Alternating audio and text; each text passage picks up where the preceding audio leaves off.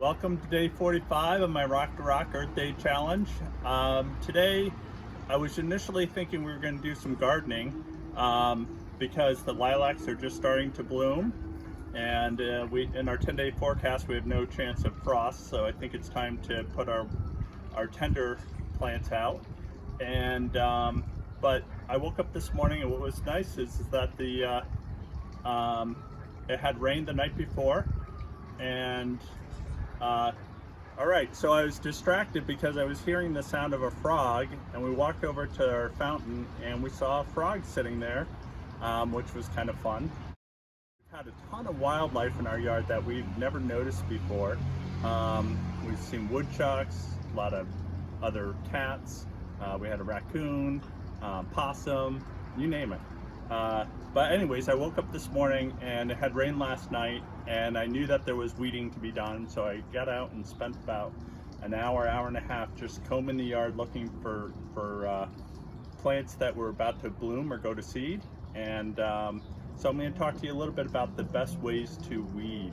I know it's a pain for people, but you know, it is something that if you keep on top of, it pays big dividends. So when it rains the night before, the ground is really soft and you're able to get at the plants, and what you do is you try to get down, reach down to the base, and you want to try and pull up the root system, and it comes out nice and easy because the ground is soft.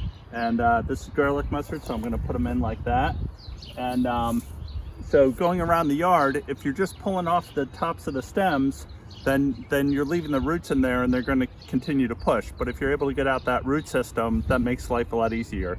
So after it's rained is the best time to go and weed the yard by hand. I'll show you some other garden in here, and I made a mistake a couple years ago. I put in chives, and then I let the chives go to flower, which was pretty. It was nice, pretty flower, and then it had seeds, and I didn't clip off all the seeds. And then it ended up going all the way through here, and I got my prickly pear cactus. So it was always a nightmare to get at that. So what I've been doing is, last year I started removing all the chives in this area, so I'm going to continue. And if you just pull on the chives, the tops are just gonna come off of them. So what you do is you loosen up your soil, and you give it a little shake. Not only are you getting most of the roots that would break off if you were just pulling them off, you're also getting whole groups of them. And so that's one of my tasks today, is to finish weeding out this whole area of all the chives. And then you can see we have oreganos, and we have mints. We'll be replanting some sage in here. And so this will be full later on in the season with all our different herbs.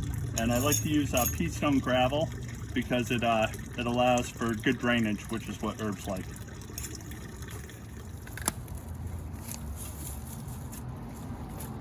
All right, so here we are trying to get out this Norway maple that's been growing up into this area. And what I'm doing is I'm digging around trying to loosen up the soil. But we also have the roots of the Norway maple, and I don't want to just break it off, and it's very hard to pull. So what I'm trying to do is just loosen up the soil enough so that it'll be able to come out.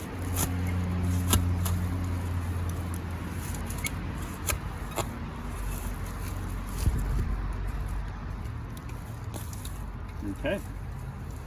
So you can see that I was able to get almost all the roots on that, and I was able to leave the plants that are still there. And I want to make sure that there's no bare soil. Bare soil will lead to weeds. And so when you're doing your weeding, always think about what it is that you want to cover into that space after you weed out. At a bare minimum, try to put mulch or some compost or even leaves over the area, and it'll keep the weeds from coming in. But as soon as you have bare soil and sun and water, you're going to get weeds. And then the most difficult is when you have grass that's coming up among other types of plants. So this is really something about patience. And also feel. You can take a piece of grass and follow it down to, they usually grow in clumps, and you can feel the difference between the grass. So you see how I got just all the grass with the roots out of it versus the vinca that I'm trying to leave there. Sometimes when it becomes so weedy and it's a nightmare, you end up just taking out that whole section and redoing it. Here I have some hot dry Maltese crosses that are actually one of my favorite. Has a nice magenta flower on it, and so they actually germinate in bare soil. So out here I'm willing to do a little bit of extra weeding, but if this were in my backyard I would probably try to turn it into shrubs or something like that. All right, so I hope this helps you with some of your weeding ideas. It usually is about an hour a week can keep a yard like this under control.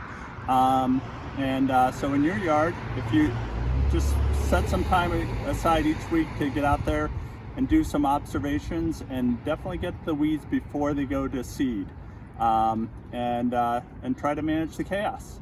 Anyways, hope you're well, and talk to you soon.